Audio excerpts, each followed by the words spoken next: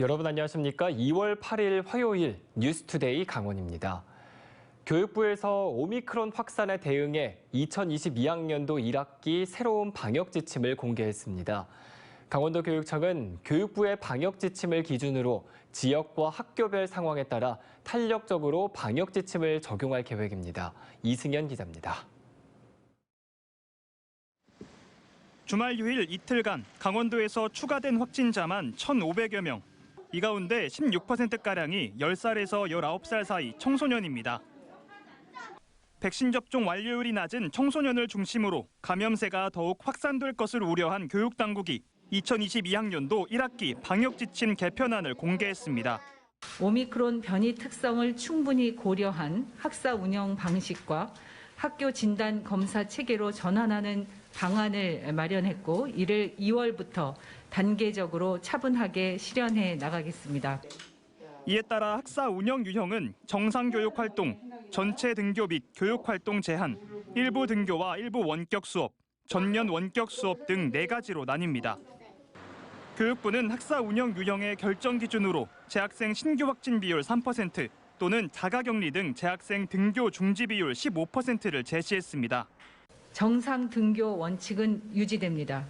다만 오미크론의 특성상 단기간 확진자 또는 격리자가 급증할 수 있으므로 학교 현장 중심의 판단을 강화해서 이에 따라 도교육청도 학교 현장에 맞는 새로운 방역 대책을 준비 중입니다. 교육부 기본 지침은 지키지만 지역적인 특성과 학생 수 등 학교 여건에 따라 다소 유연한 강원도만의 학교 방역 지침을 마련할 계획입니다. 격리되는 학생들이 나왔을 때 수업권에 차질을 받는 일이 없도록 그 학생들 수업을 받을 수 있도록 보장하는 데 중점을 두어서 최선을 다해 준비하고 있습니다. 도교육청은 오는 3월 새학기까지 학생 등교가 이루어지지 않는 만큼 시간 여유를 갖고 합리적인 학교 방역 지침을 마련해 이르면 이번 주 내 발표하겠다고 밝혔습니다. MBC 뉴스 이승현입니다.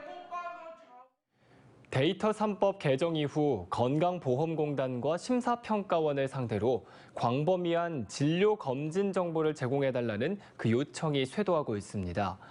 시민단체들이 거세게 반발하면서 건보공단 자료제공심의위원회가 연기되기도 했는데요.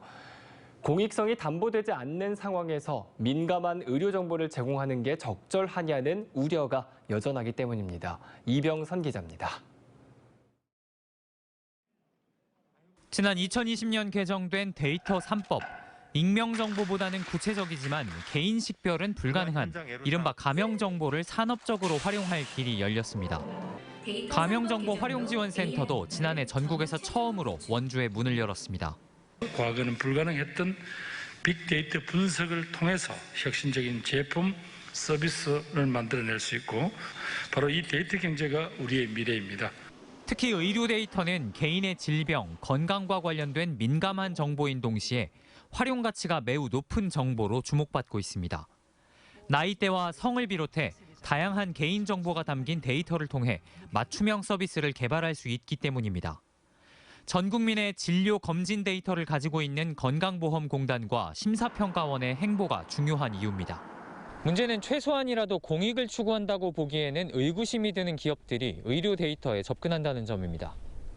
특히 민간보험사의 접근은 의료계에서도 우려를 표명하고 있습니다.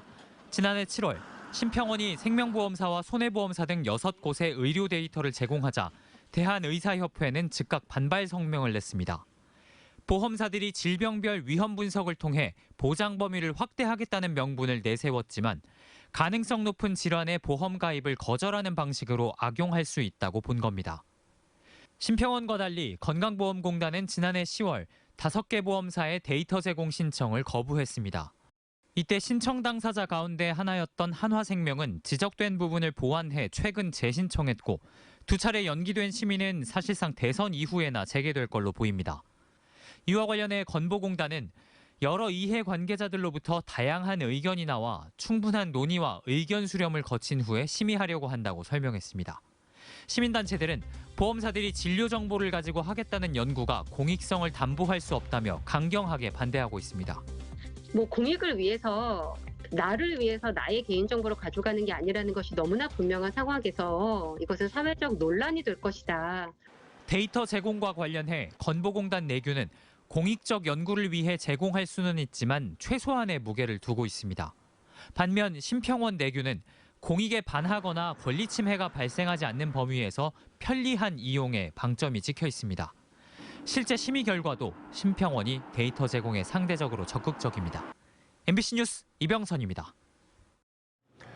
속초 영랑호 일대에는 지난 2019년 4월 산불로 불탔던 리조트 27동이 철거되지 않고 방치돼 있습니다. 화재 원인과 피해 조사를 위해 법원이 증거 보전을 명령했기 때문인데 최근 피해액 산정 등의 과정이 끝나면서 리조트 업체가 이달부터 철거하기로 했습니다. 김인성 기자입니다.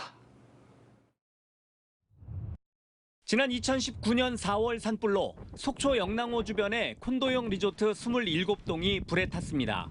이후 산불 원인과 책임에 대한 소송과 화재 조사가 이어지면서 법원이 증거 보전을 명령했고 최근 피해액 감정이 끝났습니다. 결국 운영업체인 신세계 측은 리조트를 철거하기로 하고 최근 피해 건물에 대해 성면 등 유해물질 조사를 벌이고 있습니다. 신세계 측은 신세계가 지분 100%를 갖고 있는 이곳 6동을 비롯한 10동과 소유주와의 협의가 끝난 한 동을 우선 철거하기로 했습니다.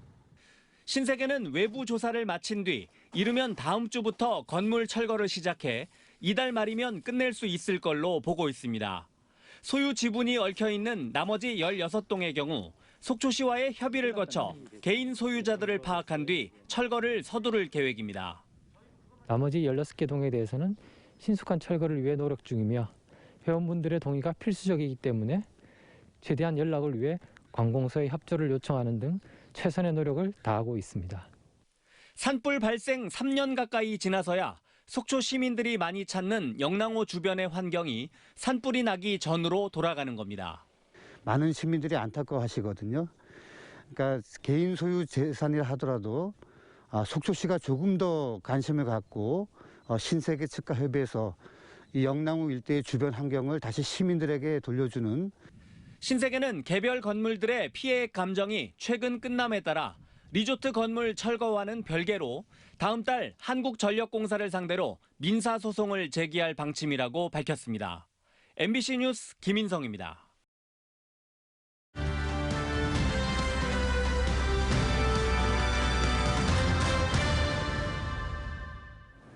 춘천 MBC가 보도한 문제점이 개선됐는지 다시 확인하고 점검하는 새로 고침 시간입니다. 지난해 코로나19로 해외 연수길이 막히자 국내 연수를 무분별하게 다녀온 강원도 지방의회 실태를 연속 보도해드린 바 있는데요. 그 결과 강원도 의회 여야가 합의한 국내 연수 조례안이 그 시행을 앞두고 있습니다. 허주희 기자가 보도합니다. 지방의회 국내 연수 문제가 불거진 계기는 뜻밖에도 지난해 11월 화천에서 열린 군납 수의계약 반대 집회였습니다. 농민들의 생존권을 건 몸부림이었지만 정작 군의원들은 제주도에 있었습니다. 농민들은 분노했습니다. 화천 국민을 대표하는 의원이 아니라 도대체 동떨어진 의식을 갖고 있는 이 못된 의원들을 규탄합니다. 그래서 강원도의회와 18개 시군의회의 국내 연수 현황을 살펴봤습니다. 코로나19로 해외로 갈 수 없다 보니 지난해 국내 연수의 60%를 제주도에서 진행했습니다. 벤치마킹이 목적이라고 하지만 바다가 없는 지역 의원들까지 해변이나 섬 관광지를 다녀오는가 하면 지방선거를 앞두고 당선이 되는 방법을 교육 일정에 포함시킨 의회도 있었습니다. 교육 순서와 일정, 강사진까지 같은 교육을 듣고 또 듣는 부실 연수도 이어졌습니다. 지역 발전에 접목시키기 위해 연수를 다녀왔다는데 어떻게 활용할지를 담은 연수 보고서는 전혀 작성된 게 없었습니다. 국회와 행정안전부가 마련한 공공교육은 외면한 채 관광 일정이 포함된 민간업체의 연수가 줄을 이뤘지만 제재할 길이 없었습니다. 이렇게 문제점을 꼬집은 지 석 달 만에 긍정적인 변화가 나타나고 있습니다. 강원도의회가 국내 연수를 체계적으로 운영하기 위한 법적 근거를 처음으로 마련한 겁니다. 올해 첫 강원도의회 임시회에서 의회 운영위원회가 의원 교육 연수에 관한 조례안을 원안 가결했습니다. 의원 개개인이 정했던 국내 연수를 의회 사무처에서 해마다 계획을 세워서 자정 시스템을 갖추겠다는 취지입니다. 올해가 제정됨으로 해서 충분히 이제 교육에 대한 검토가 이루어지고 또 세심하게 그 교육이 이루어질 것으로 보여집니다. 특히 보고서나 평가를 통해 연수 내용을 점검해서 비용을 환수하는 방안도 담겼습니다. 여야 의원 11명이 참여했습니다. 여야를 떠나서 그 교육 연수의 결과와 성과들이 우리 도민 모두에게 영향을 미치는 것이기 때문에 같은 마음으로 그 합의를 할 수 있었고요. 30여 년 만에 지방자치법이 전면 개정되면서 의회 권한과 책무성이 강화된 올해 강원도의회 국내 연수의 규정과 절차를 담은 첫 조례안이 오는 17일 본회의 통과를 거쳐 다음 달부터 시행될 예정입니다. MBC 뉴스 허주입니다. 강원도 선거관리위원회가 대통령 선거 개표 참관인을 오늘부터 12일까지 공개 모집합니다.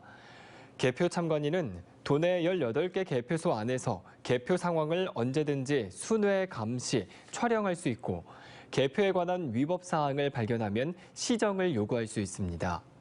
선거권이 있는 사람은 누구나 신청할 수 있지만 미성년자나 공무원 등은 개표 참관인이 될 수 없습니다. 이번 공개 모집은 정당이나 후보자가 신고할 수 있는 개표 참관인 수의 20% 이내에서 추첨을 통해 추가로 선정되는 인원입니다. 오는 6월 치러지는 지방선거에 출마할 예비 후보자를 모집하는 각 당의 신청 절차가 진행되고 있습니다. 더불어민주당 강원도당의 경우 시장과 광역의원, 시의원 선거 출마자에 한해 오는 12일까지 신청을 받는다며 이후 심사를 통해 출마 결격 사유가 있는 인물을 가려낼 계획입니다. 정의당 강원도당도 현재 신청을 받고 있고 15일까지 후보 심사를 마쳐 이르면 3월 말에 당원 투표로 후보를 확정할 계획입니다. 국민의힘 강원도당은 당 차원의 후보 신청 절차는 없다며 선관위에 예비 후보로 등록하면 대통령 선거 이후에 공천 절차가 시작된다고 밝혔습니다.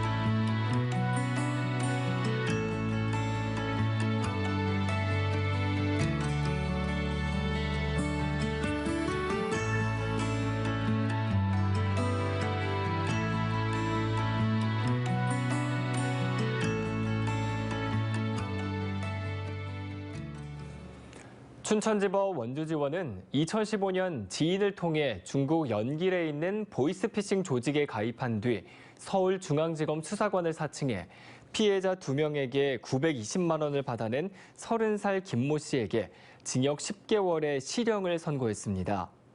김 씨는 피해자들에게 전화를 건 뒤 자신이 서울중앙지검 첨단수사팀 수사관이라며 계좌가 금융사기에 연루됐으니 통장에 있는 돈을 정해진 계좌로 보내라고 속여 범행을 저지른 혐의입니다. 재판부는 김 씨의 범행이 보이스피싱 범죄 완성에 본질적으로 기여해 죄질이 나쁘다고 판시했습니다. 원주시 신림면 골프장 조성공사 과정에서 업체 측이 환경영향평가 협의 내용을 무시하고 벌목 작업을 진행했다는 의혹이 사실로 확인됐습니다. 원주지방환경청은 현장 점검 결과 사업자가 하늘다람쥐가 안전하게 서식 장소를 이동할 시간을 보장하기 위해 단계별로 공사를 해야 하는데도 단기간에 사업 부지의 대부분을 한꺼번에 벌목한 사실을 확인했다고 밝혔습니다. 이에 따라 환경청은 환경영향평가법에 따른 추가 벌목 중지를 요청하고 하늘다람쥐 서식 상태의 변화 양상을 정밀 모니터링해 적정한 보호 방안을 마련하도록 요청했습니다. 강원도는 올해 축산업 12개 분야 54개 사업에 504억 원을 투자합니다. 우선 조사료 자급 기반 확충 등 12개 사업에 100억 원, 축산 악취 관리 등 9개 사업에 99억 원을 투자합니다. 또 한우 품질 고급화 등에 122억 원을 투자합니다.